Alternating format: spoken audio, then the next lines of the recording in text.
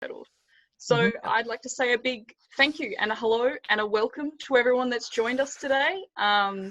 I'd like to extend an especially big thank you to everyone joining us from WA during WA Day. Thank you for taking time out of your public holiday.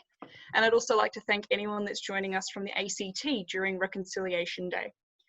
We'd also like to mention before we begin that this week is National Reconciliation Week in Australia, and it's a time for all Australians to learn about their shared histories, cultures and achievements, and to explore how each of us can contribute to achieving reconciliation in Australia. As an international student, this is the perfect time to learn more about Australia's rich and diverse Aboriginal and Torres Strait Islander culture and histories. So the theme of today's webinar is Australia, My Second Home, Voices of Hope and Optimism from the Land Down Under. My name is Alex and I'm an author at Insider Guides. We produce international student guides sharing everything you need to know about studying in Australia.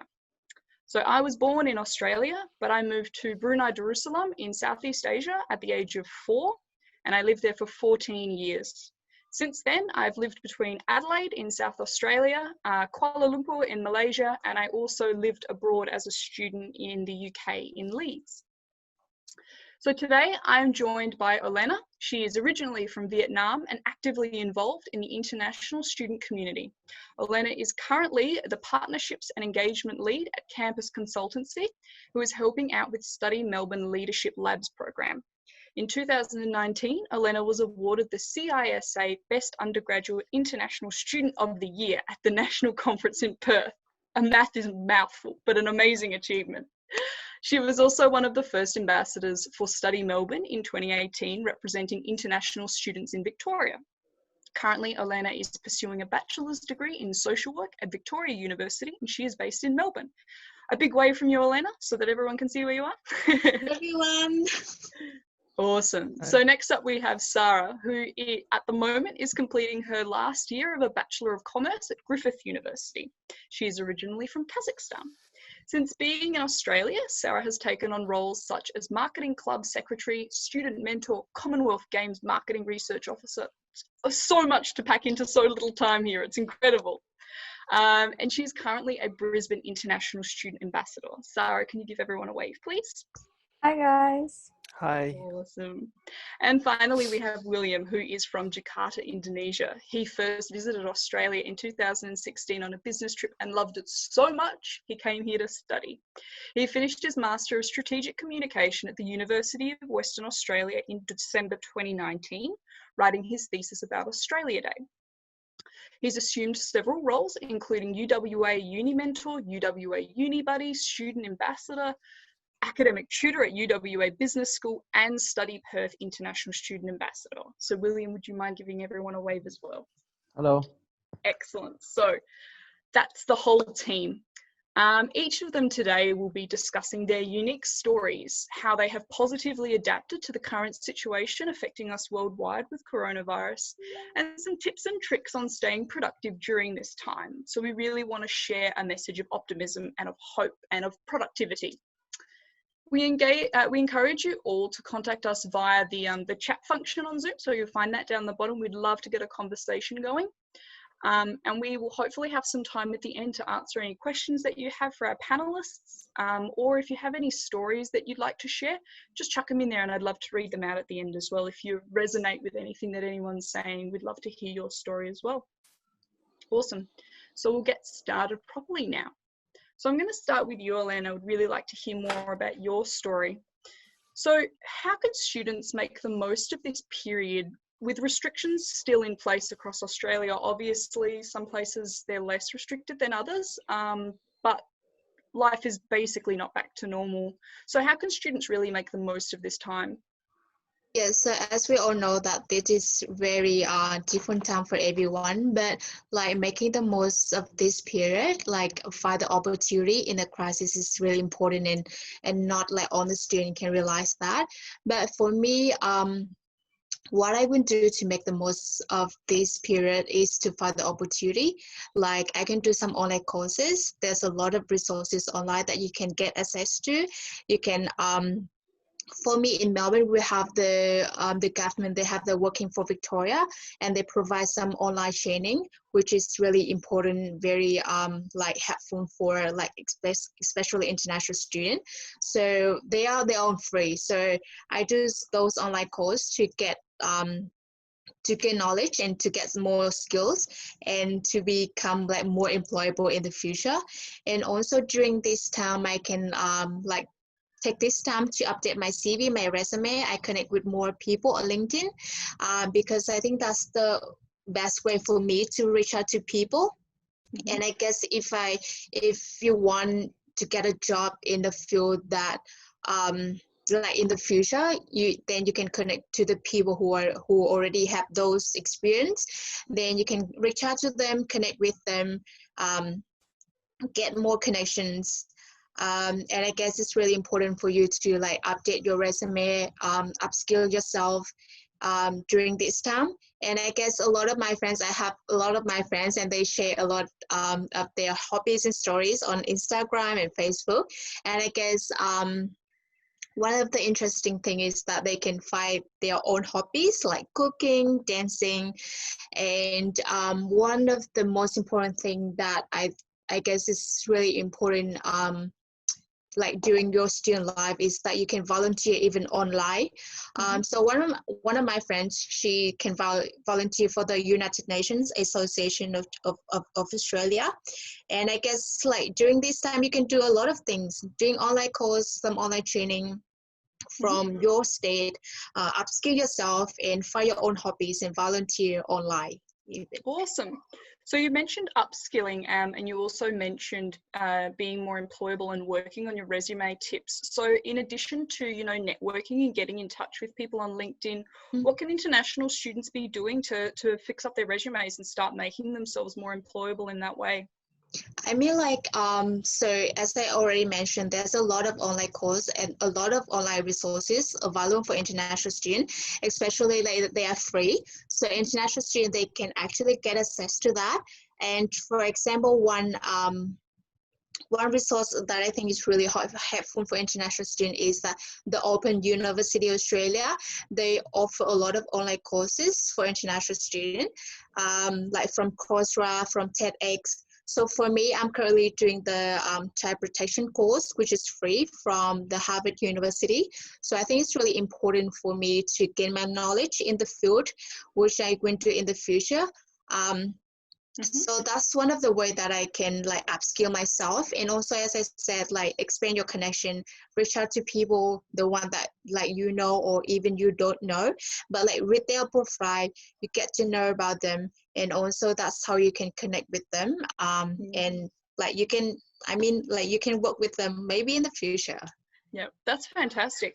So, Sarah, you also mentioned when we were discussing this beforehand about upskilling yourself and using this time productively. So, how can fellow international students find suitable online resources or courses? So, in addition to the open universities that Elena just mentioned.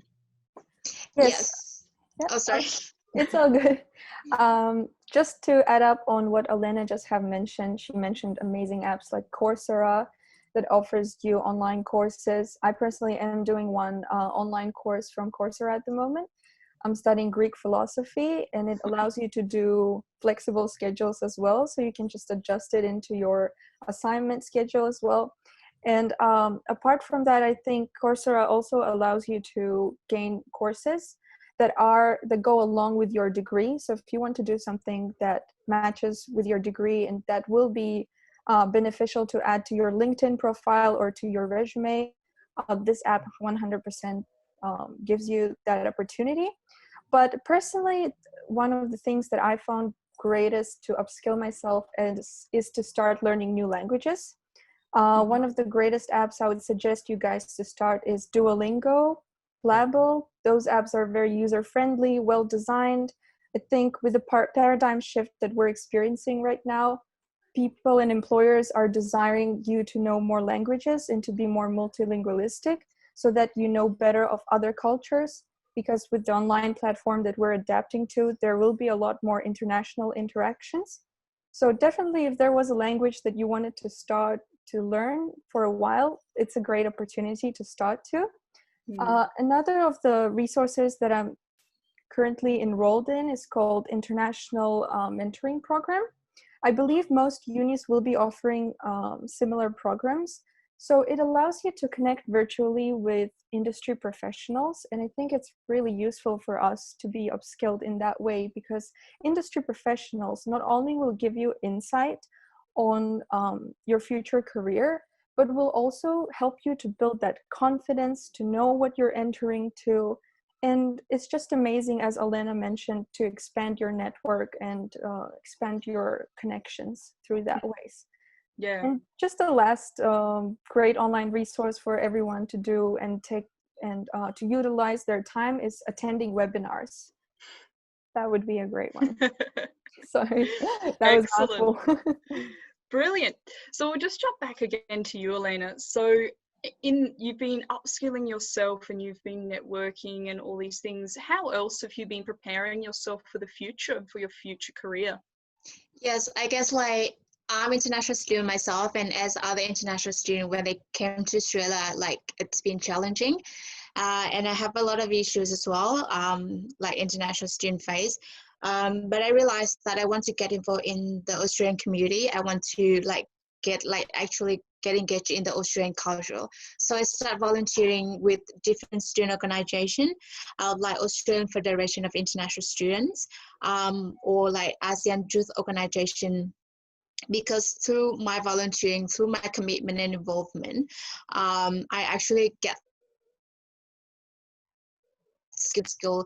I make the connection with people like student leaders and like especially like people in the like industry expert, and from like through my involvement in those organizations, I was one of the Study Melbourne ambassador in 2018, and from like I could say that is the best program that I involved in 2018, and it gives me so much opportunity after that. I got to know more people like from the university, from the international education sector, and also like other student leaders. And because of my involvement like on the volunteer things that I do, then I get recognized by the CSA, the Council of International Students Australia, at their national conference last year, and I was awarded with the award, the International Student of the Year. And so that's the first thing. Volunteering is really important for me because that's when I can get knowledge, make some connections, gain skills, and also as a part of my studies, the placement is really important for my future as I'm doing social work. Then student placement is really important. That's when I can actually do some practical thing, apply on the theories that I learn in class into practice.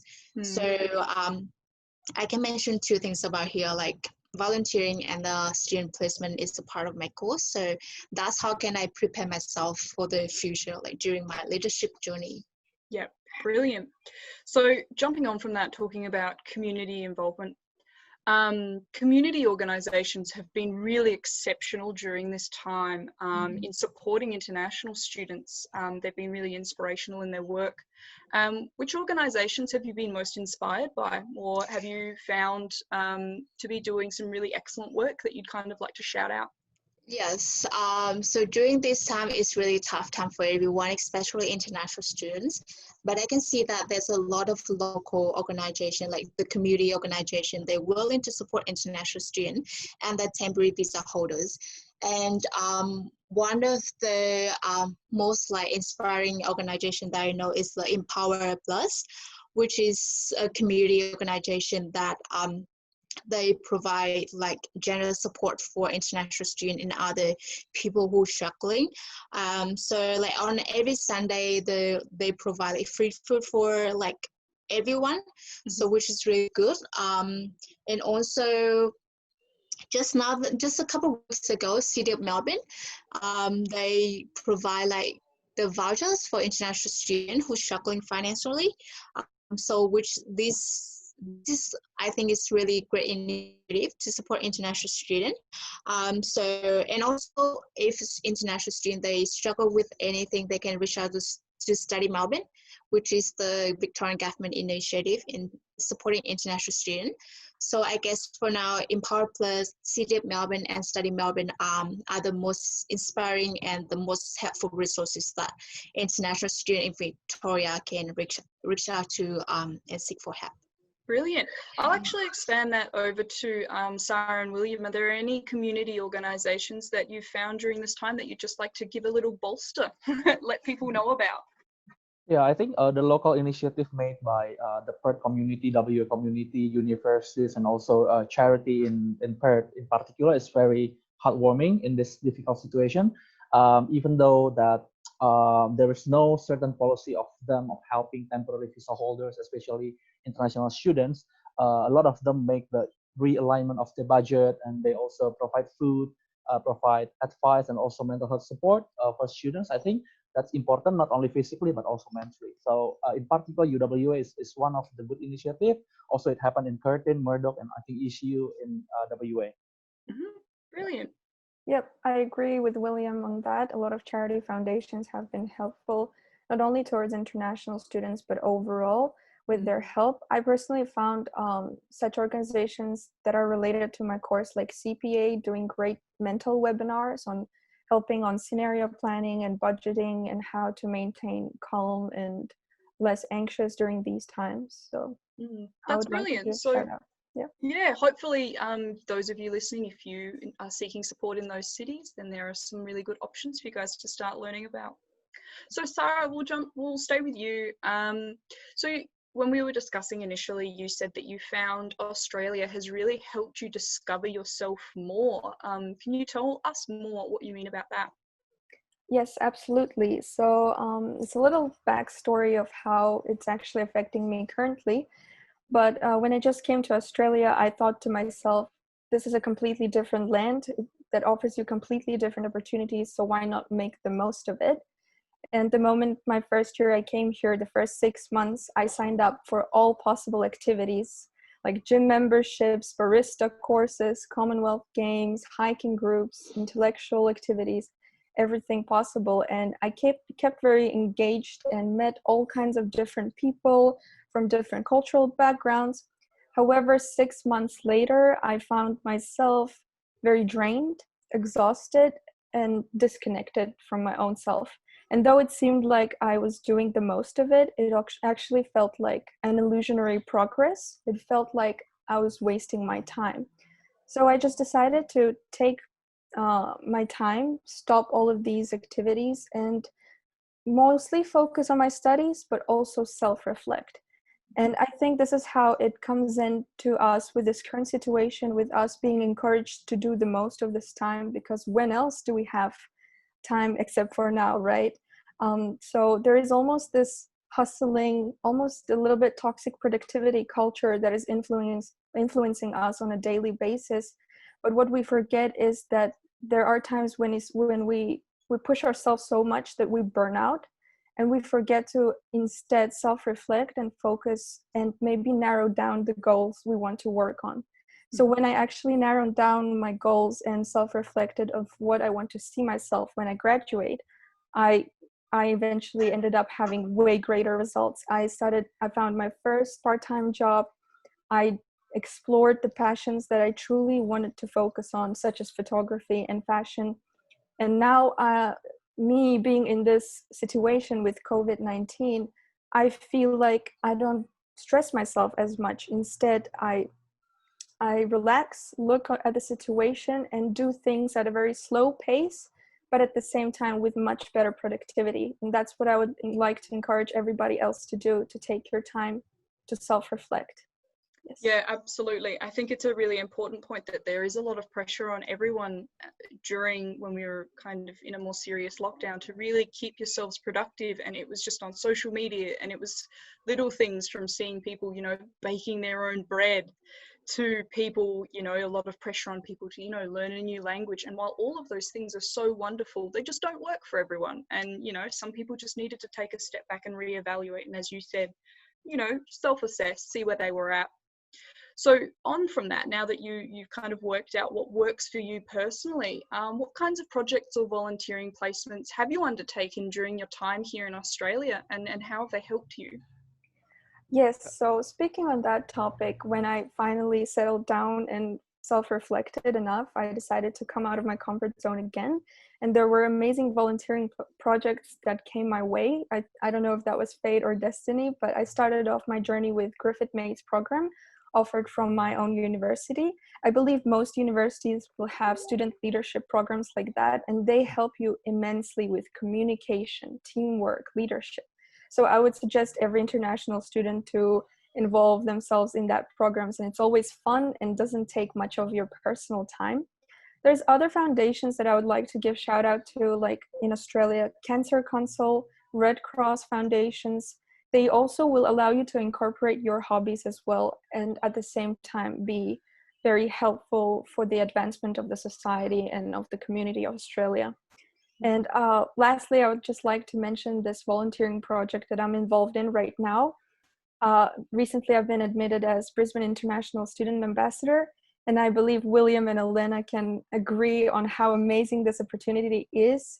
Not only you build a new family, new support, and extremely new experiences, but also it's just that feeling that you are being helpful, that you are doing something for the greater good, and you're promoting inclusivity for international students that is truly inspiring. So I would encourage anyone to look out for these ambassador roles in the future. And once the restrictions will be fully lifted, let's all apply and be part of this amazing journey. That's brilliant. So you've mentioned these opportunities. How can international students seek these opportunities out? Obviously, you know, that there is being proactive and looking for these things, but where's some of the best places that students can look for opportunities like these? If it's volunteering placements related to university, definitely keep an eye on the university career board or the proper page. I think a lot of uni Facebook pages offer you updates on all kinds of applications. For me, ambassador program actually was, I found it through my uni volunteering project. So I'm pretty sure if once you get involved in uni related volunteering placements, they'll open you a pathway to a lot more new opportunities. But also staying active on LinkedIn, following certain group pages that are related to your career will also show you a lot of new updates in terms of volunteering projects. Just keeping an eye and staying, of course, in touch with your friends. Social interactions benefit you a lot in terms of new information as well, I believe. Brilliant. So a lot of kind of what people are already doing, but just pay closer attention to what you're looking at. Yes, exactly. Brilliant. So now we'll move on to William. So William, you've had to transition to working from home during this time, which I'm sure a number of our audience can also relate to. What can you tell us about this experience for you personally? Well, thanks for the question, Alex. I think being an academic tutor in this tricky situation is never easy, but the transition from face-to-face to online mode of learning it was quite prepared because my university, UWA, prepared us with a training program for tutor and lecturers. And I think during this time, I was encouraged to learn more about empathy skill, how to put my feet on somebody else's shoes, and think from different perspectives. I think usually from the educator perspective, we think that, well, here I am, I'm the academic tutor, I'm the educator, and this is my way of teaching, this is my way of tutoring, so take it or leave it. Come to my class and you get this ABC quality. But during this time, I think I learned more about empathy. I learned more about what my students really need and what they really want, because I'm anxious and they anxious too. And in this case, I gained new insight that they are not coming to the tutorial class through online session to only learn about concept of theory, but they also want to be encouraged, be supported, and also practice their public speaking, the way they express the knowledge, the way they express the thoughts. I think it's very important during this situation. So what I'm doing is, instead of just preparing one question for each student, I always prepare two questions. So the first one is a theoretical or the conceptual one. So once they can answer, it will be fine. But if they are too nervous to say something about concept of theory and they are not able to express their mind, I'm going to ask the second question, which is their personal opinion, their thoughts about A, B, C, and then the opportunity was there. They spoke up and they express their opinions. They show their faces, and I think it's quite encouraging for the students. Mhm. Brilliant. And yeah, we've discussed this previously. William and I have worked together on a couple of different projects, and it seems your passion for making sure that your students are engaged in your classes is just incredible. You know, the attention that you give to each of your individual students is really what people need nowadays. You know, we need, if we're kind of, you know, we've got this online mode of teaching, students need to know that someone's there listening, and, you know, we want them to learn. Brilliant. So as a tutor at UWA Business School, I'd like you to go a little bit further into what it was like undertaking online tutoring. So how have your students responded? Yeah, at the very beginning of the transition, I was a bit worried because I think not all students will keep taking this unit, or especially not all of them will come to my tutorial session. But I had nothing to lose, you know.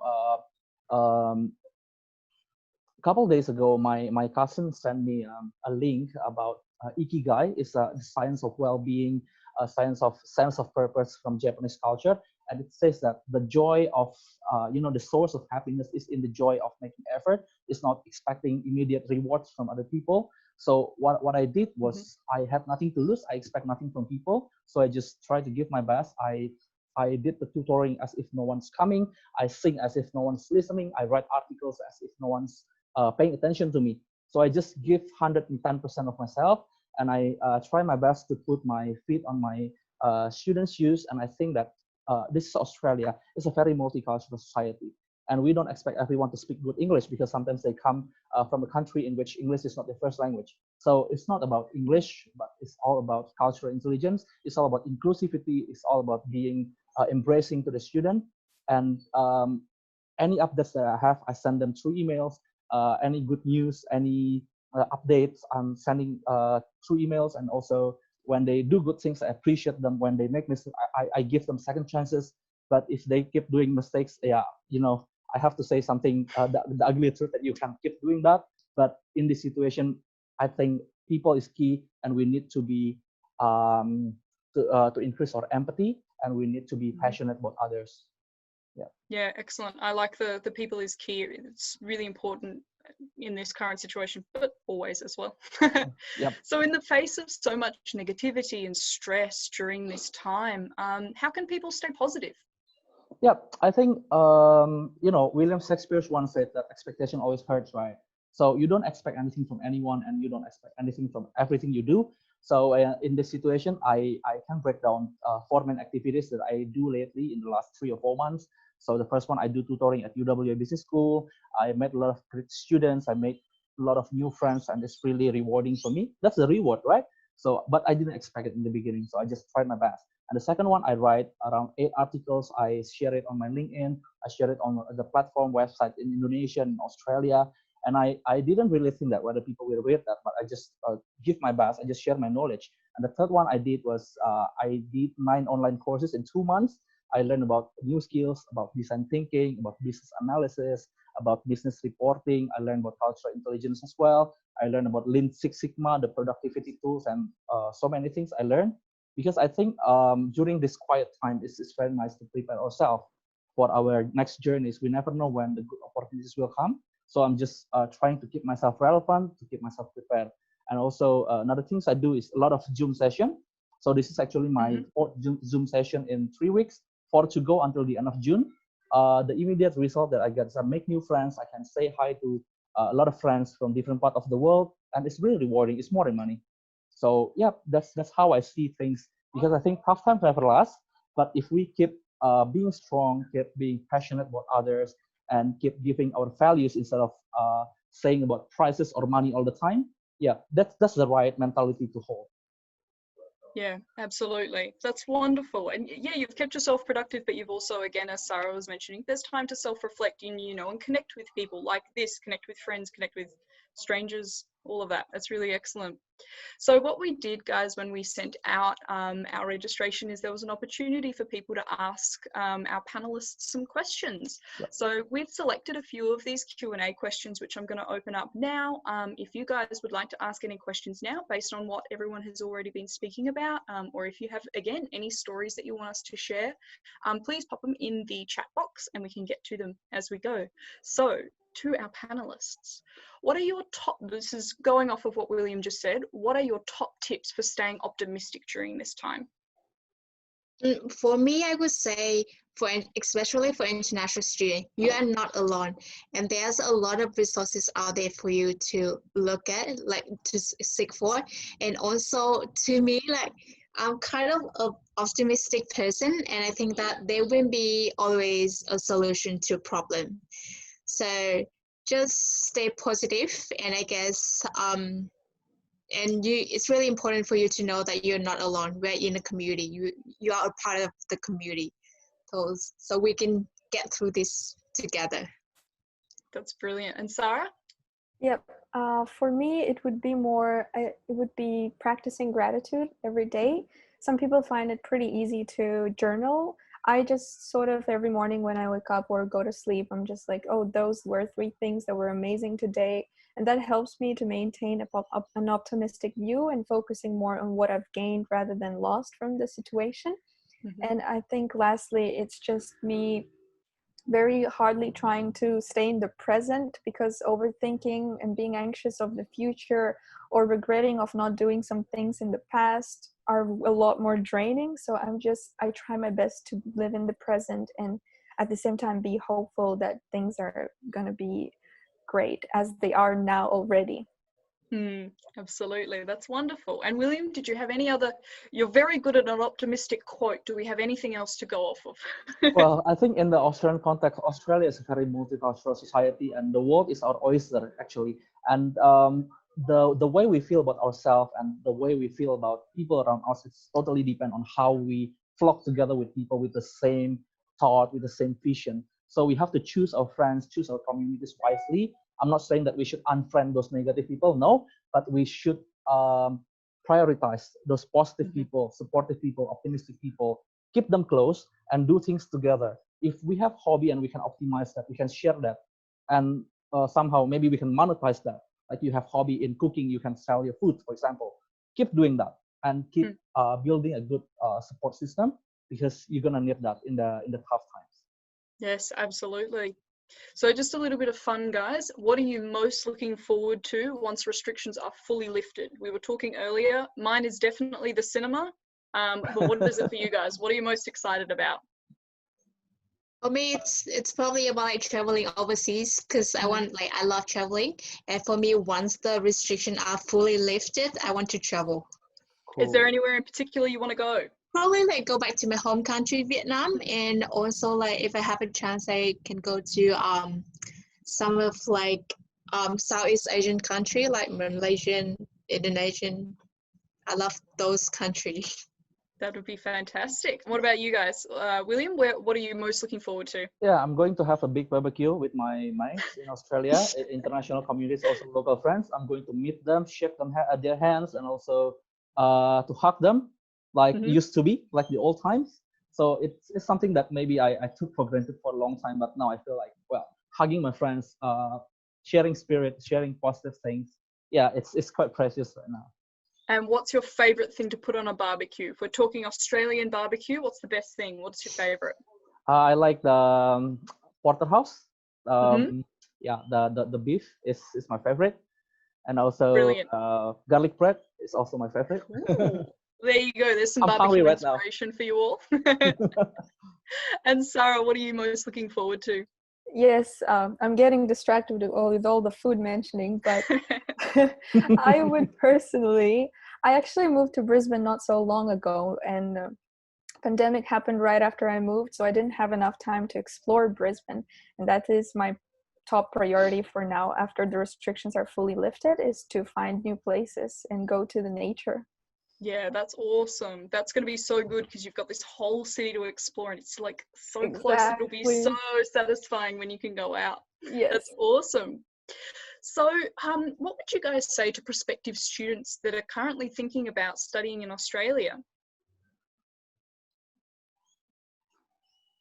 It's a tough one. Say borders do open and international students are allowed into Australia. What words of optimism would you want to share with them? Well, I think not so many countries in the world are like Australia and Indonesia, because Australia and Indonesia, we are quite multicultural. And specific about Australia, if you come to Australia to study, to experience the culture, to join the community, I mean, it's not only about Australian culture, it's about international culture. You're going to build international perspective. You're going to meet wonderful people, friendly locals, nice food, very laid back kind of lifestyle, but it doesn't mean that it's not productive. But you're going to experience something different, fresh air, a lot of good things, a lot of good view sceneries, road trips, interstate travels, and also, yeah, this is part of Australian culture that they always support their mates. They're also being kind, benevolence, that's this kind of universal values that you're going to find in Australia. So come That's here. wonderful. Yeah. So I'd like to give a thank you to whoever sent this question, because I think it's just a really lovely question. What can we do to make the world more beautiful after COVID-19? I personally believe that after people were staying at home and keeping themselves isolated, our environment has been changing drastically. And I think it's a great way for us to understand how much humans do impact the environment in a negative way. So maybe become more conscious and aware of all of the way we use plastic or the way our daily behaviors are. And once the restrictions are lifted, maybe we can still maintain this beautiful change that COVID ironically brought us. Yep. For Yeah, me, I think I it guess, was like, really, yeah. Sorry, Elena, go for it.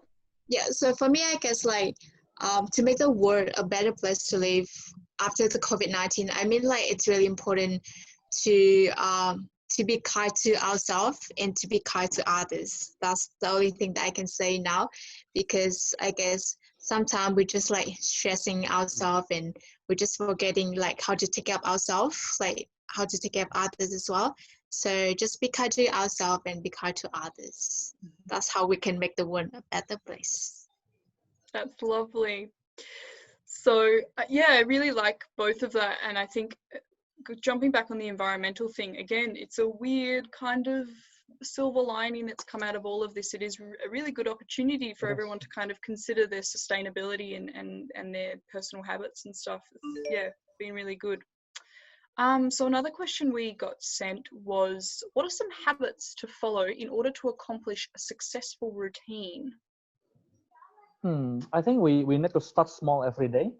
We need to have that kind of backward thinking, that we can see our destination, where we want to reach, and think back from that point of destination and build a strategic action that we need to do in order to reach that. We don't have to be busy. We just have to be productive. We don't have to take 10 action plans, but we need to do only one or two important things that's really influential for the whole journey. Yep, that's really, yeah, I think that's really important as well.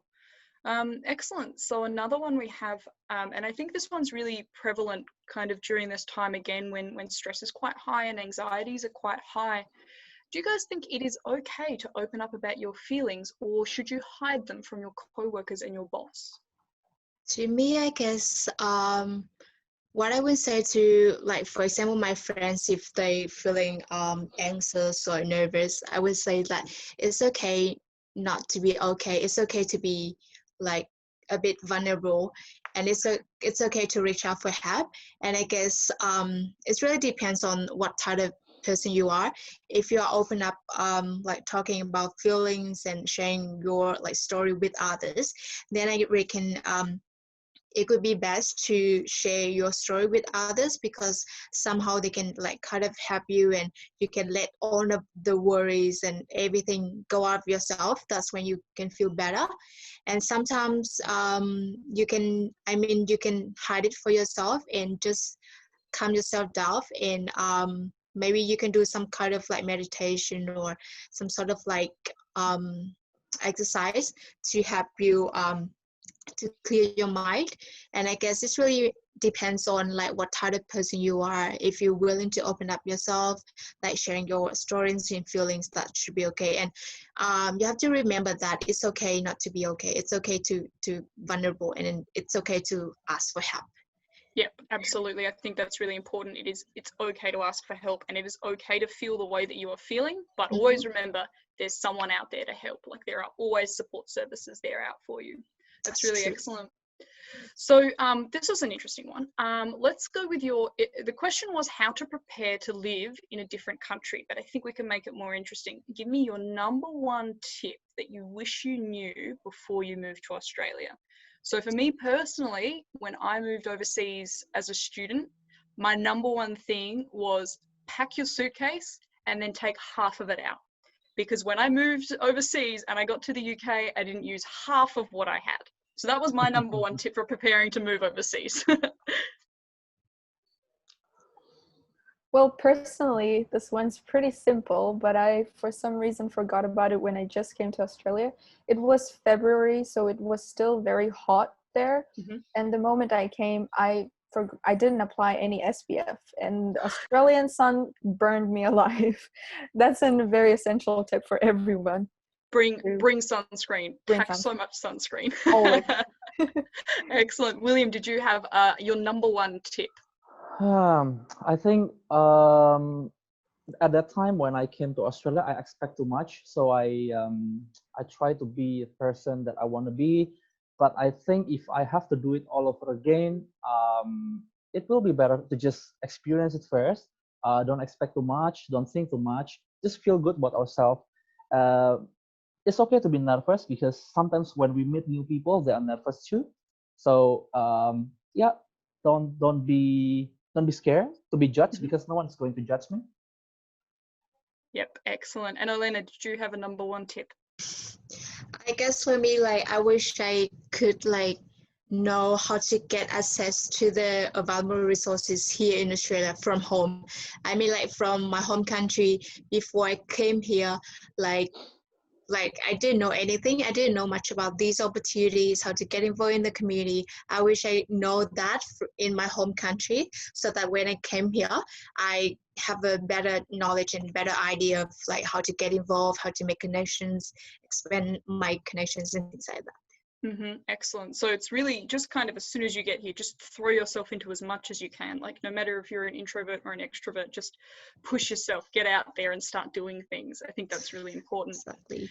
So I reckon this will be our last question from the Q&As. And again, thank you so much to everyone that sent them. There's some really, really interesting questions here. For example, one that we have is, what do you do when no one really supports you? And whoever sent that question in, I think from all of us here, there are people to support you. It's about finding the right people depending on the support that you're looking for.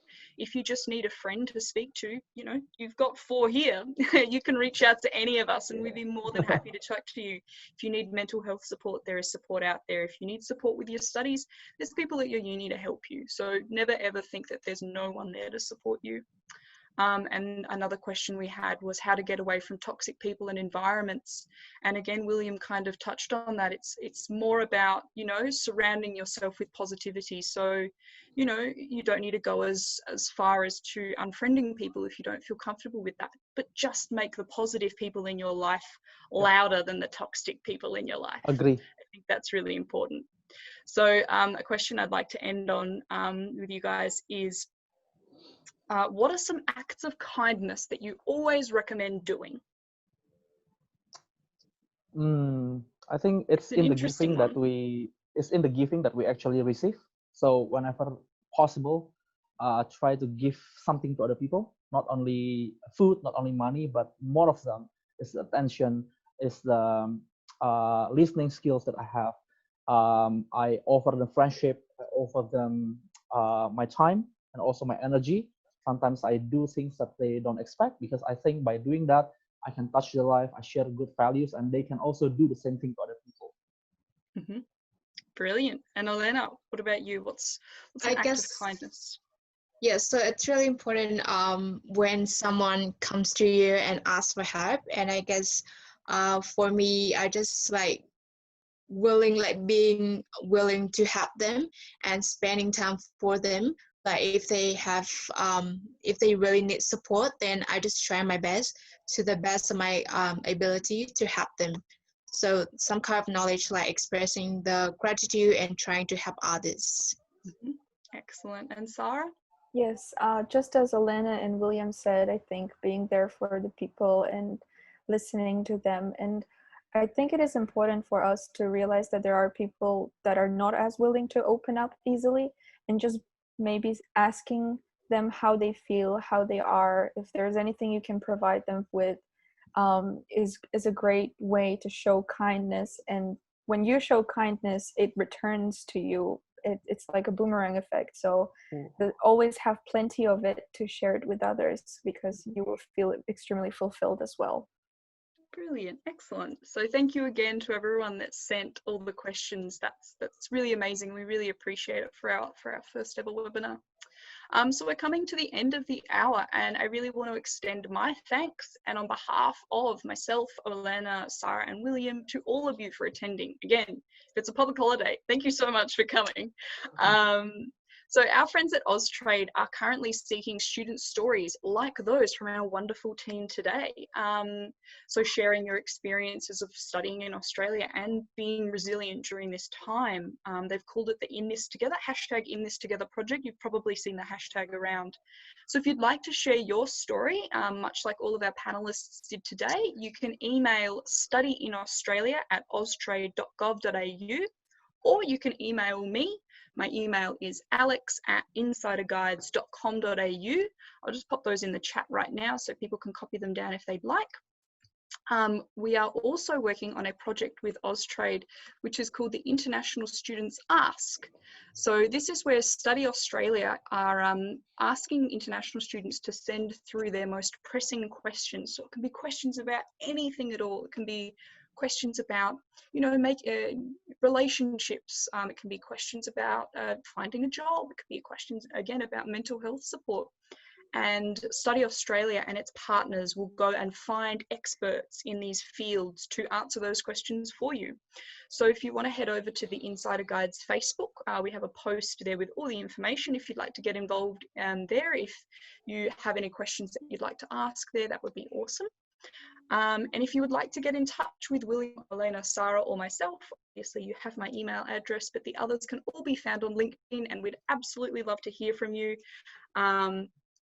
You can find your names on the poster that we sent out with the registration link, and just hop onto LinkedIn and you can find us there. We hope that you can take away some inspiration from this discussion. There's been some really, really positive and optimistic messages, I think, coming out, and I hope all of you have gotten that. We really are all in this together. We really are. And just know that support is always available. For any issues that you have, there is someone there to help you. I'd like to thank you all again, and we hope that you all enjoy the rest of your week. Thank you. Thank you. See you. Have a good day. Thank You you. too. See ya. See you. Thank you.